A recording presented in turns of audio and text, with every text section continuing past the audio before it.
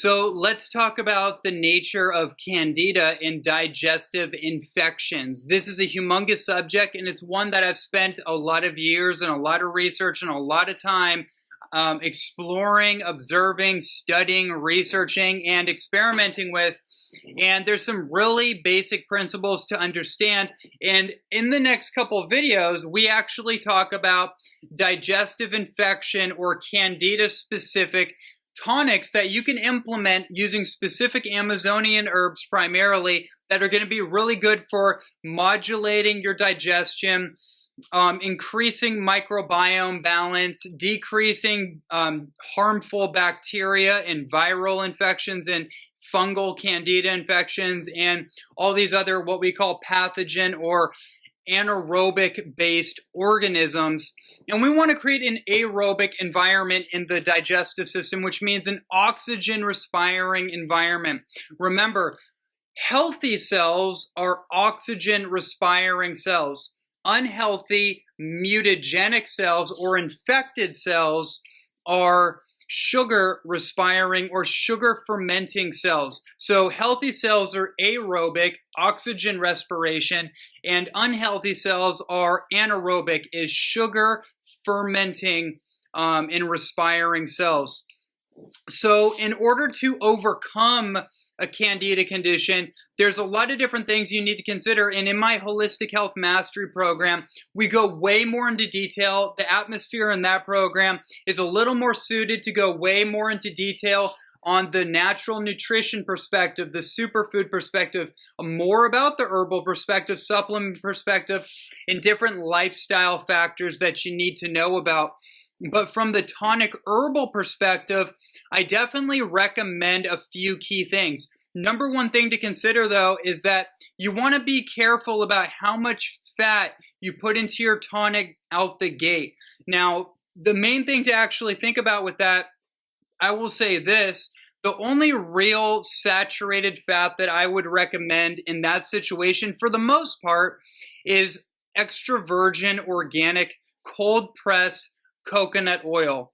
Coconut oil is full of what's called MCTs, medium chain triglycerides, and other essential fatty acids like lauric acid, which is antifungal in nature, and it's the best fat for neutralizing and offsetting any form of infection in the digestive system, especially a Candida albicans infection. So that's a really important consideration for your tonics, is to use coconut oil as an antimicrobial, antifungal fat source, so you get the fat, you get the saturated fat and the medium chain fats that you need for energy and for cholesterol and all the other great benefits of saturated fat, but you also have something that does not feed or does not proliferate infections.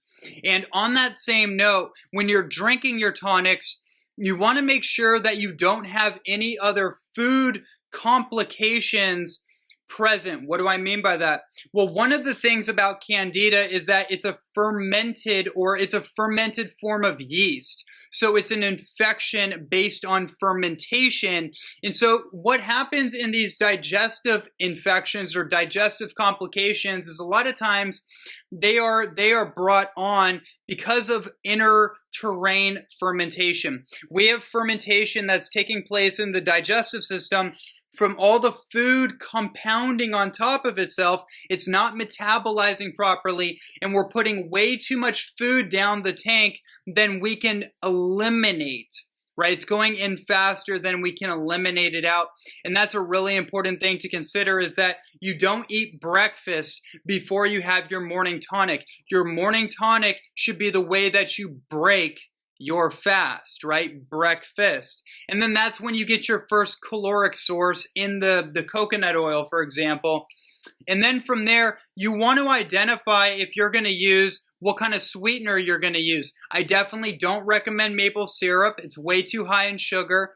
I don't recommend too much honey, although some honey can be good. A little bit of local raw organic honey has antifungal properties. So if you combine that with sea salt, it can actually be very beneficial for balancing out the microbiome environment and the damp wetness that can happen that creates an inner terrain that allows fermentation to proliferate, to perpetuate. The sea salt is good for drying out the swampy-like material, or swampy-like environment, that actually allows fermentation of funguses to proliferate in the first place.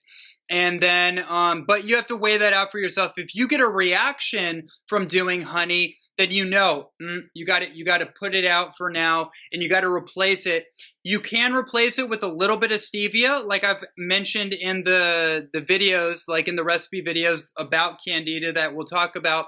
Doing a little bit of stevia, and then doing things like lucuma, doing things like carob, like mesquite.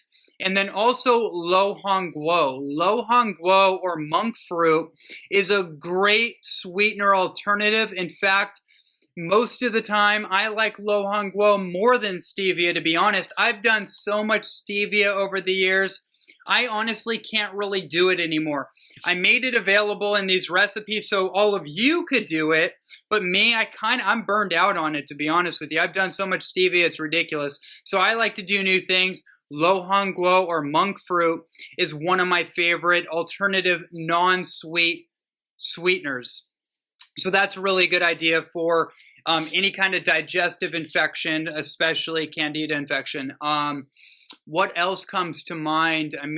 There's so many different aspects of this, but just on the tonic herbal aspect, we mentioned in these coming recipes, I discuss specific antifungal herbs. I'll run through those really quickly for you. We go into more detail on these other videos. We're looking at things like Pau d'Arco. We're looking at things like cat's claw. We're looking at things like Chuchu Huasi. We are looking at things like even Chanca Piedra, I think, can be put into that mix. We're looking at things like reishi mushroom is a great one. Chaga mushroom is pretty good for that as well. What else? Cordyceps mushroom I would put into that mix as well. The medicinal mushrooms are great antifungals, ironically enough. But reishi mushroom, I think, is at the top tier of that list as well. But those are some ideas. Schizandra berry would be a really great idea. Let me see. What else comes to mind since I'm really on this tip right now? There's something on the tip of my tongue. I'm having a hard time coming to it. It's like on the tip of my brain.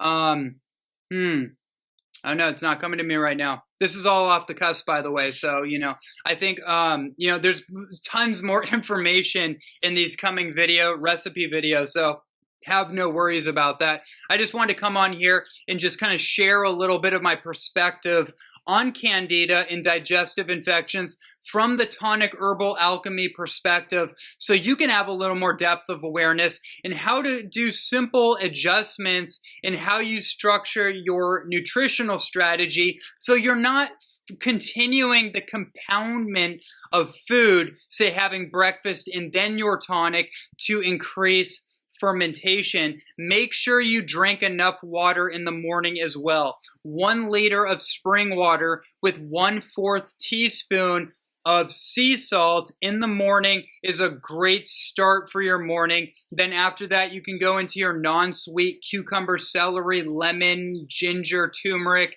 cilantro juice. And then you can go into your hot herbal tonic with the coconut oil put into it. So I think that's a really good recommendation, and we will see you on the next recipe video.